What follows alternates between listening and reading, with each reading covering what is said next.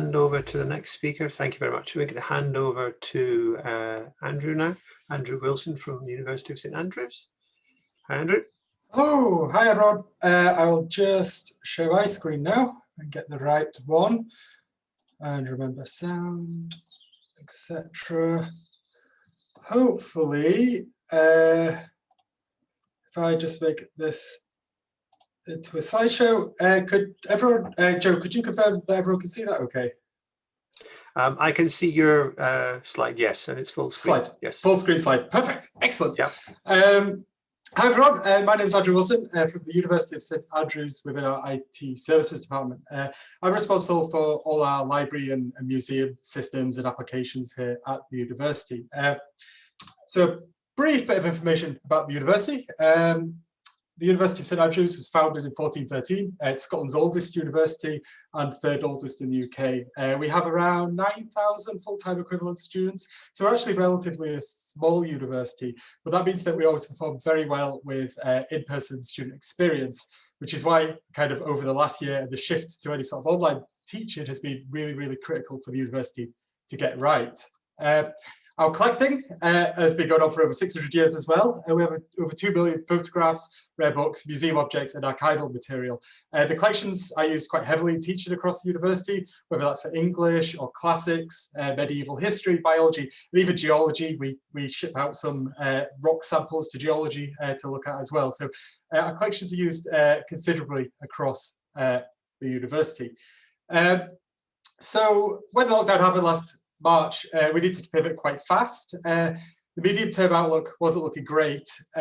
So basically last year we had dual delivery of teaching, but this semester has basically been all online except for our medical students.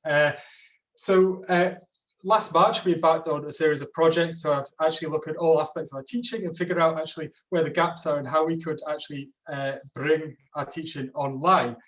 But a lot of the problems are, how do you actually replicate the experience of face-to-face teaching with our objects? The experience is quite tactile and sensory, and there's no real way to experience that student's experience of opening a rare book for the first time and sniffing a 600-year-old manuscript, or looking in detail at a binding down the side of a really old book. So how do you actually try and replicate that online?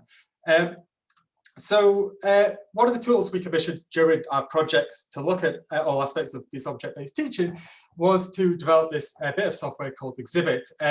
We developed this with the wonderful company called Nemoscene, who are a consultancy based out in Brighton. Exhibit basically enables our lecturers to create narratives around objects in our collection or objects in other collections via IIIF. The I is interoperability, after all. The objects can be 2D or 3D.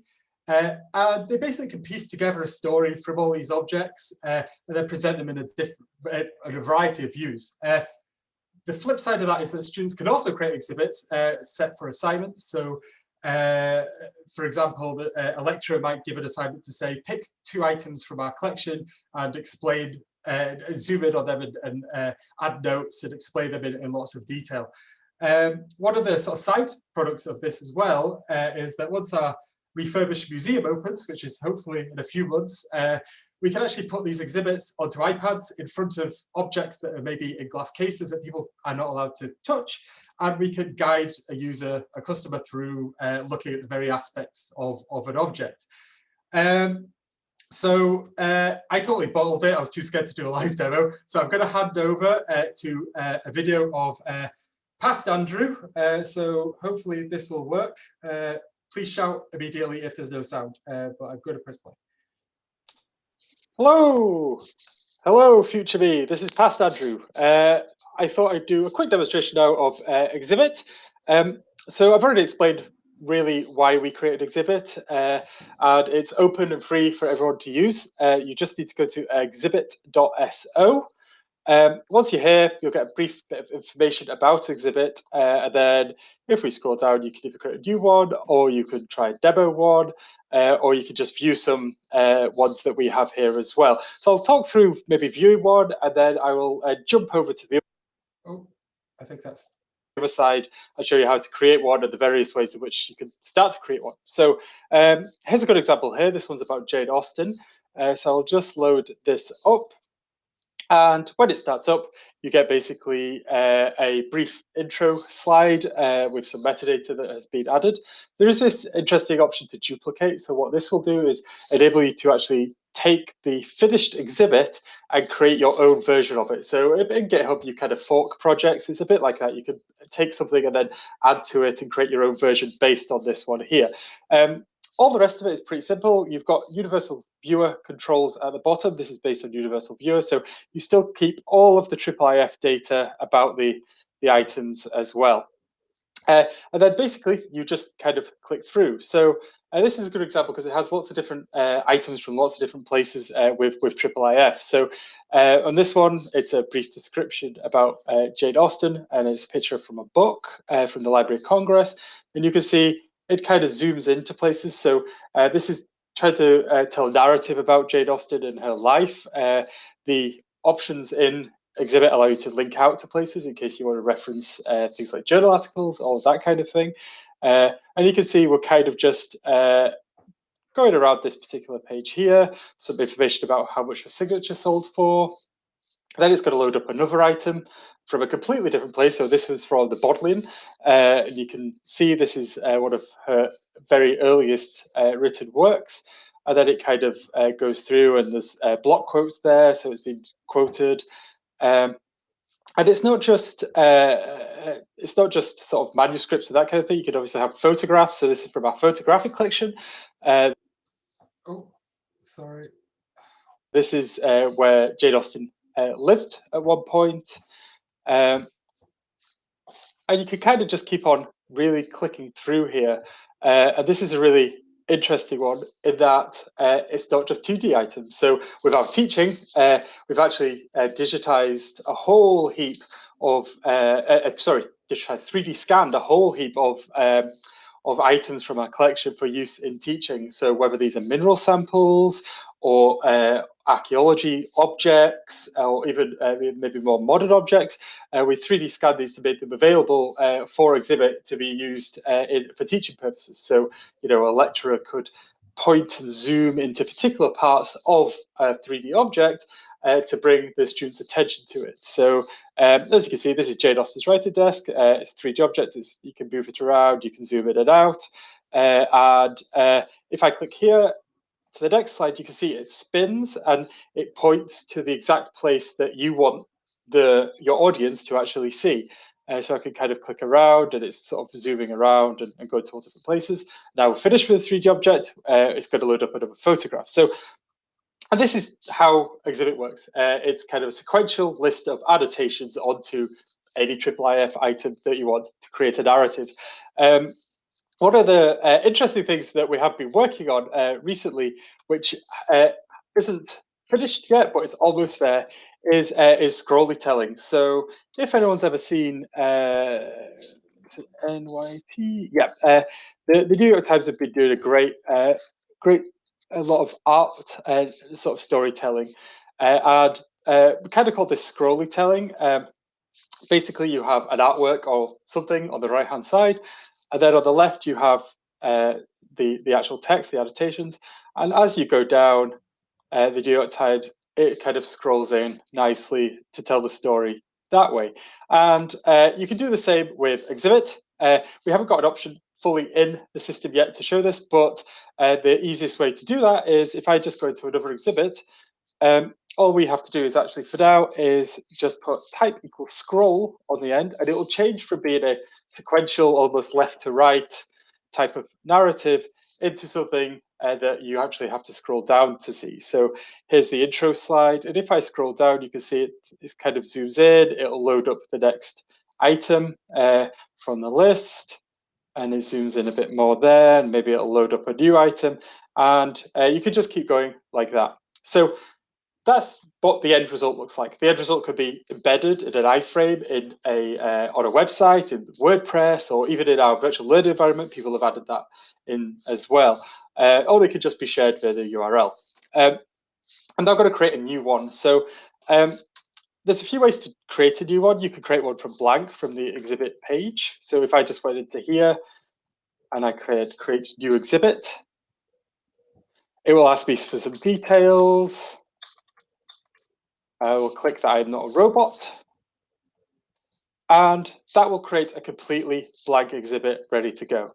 There's obviously no items. We haven't actually imported anything yet. So the way this works is that it can take IIIF manifests, it can take IIIF collection manifests, and all you would do is copy the manifest link and paste it into there, and then the items will be added.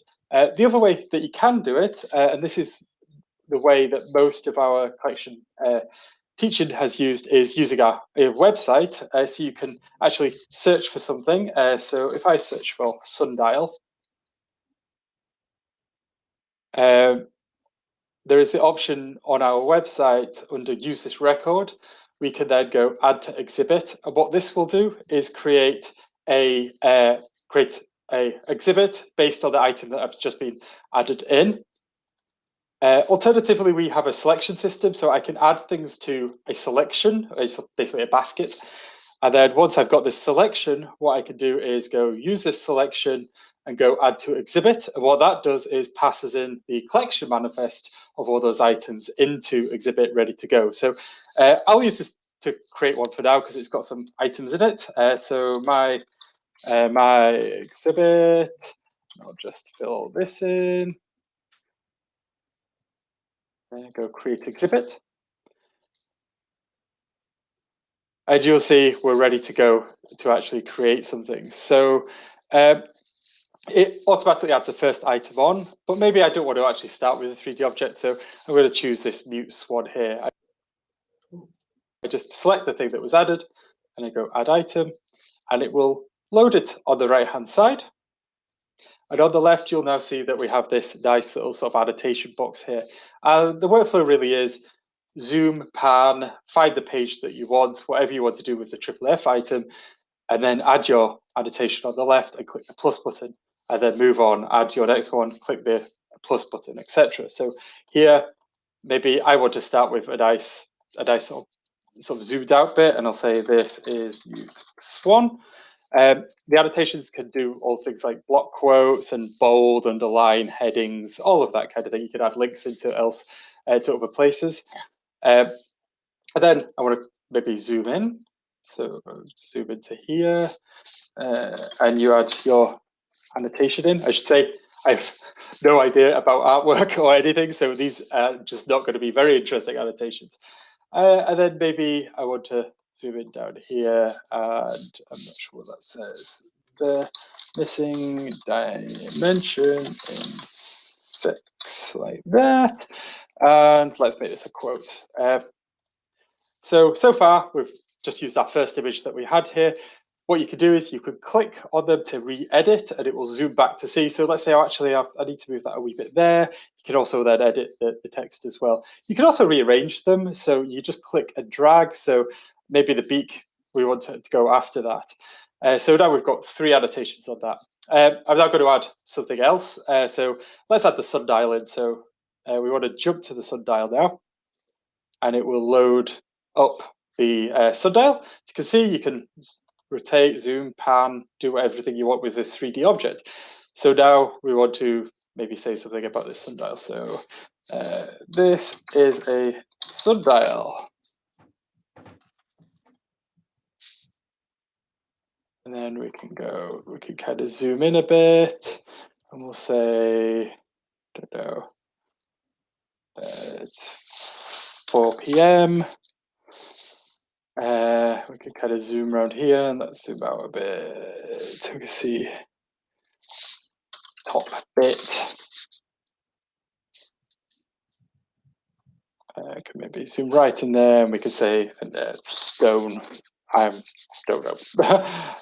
So now we've got this item on, and maybe we could then go back to the mute swan if we wanted and add some more things in, or we could go to a completely different item. So let's just go to another item here. So this is a modern painting.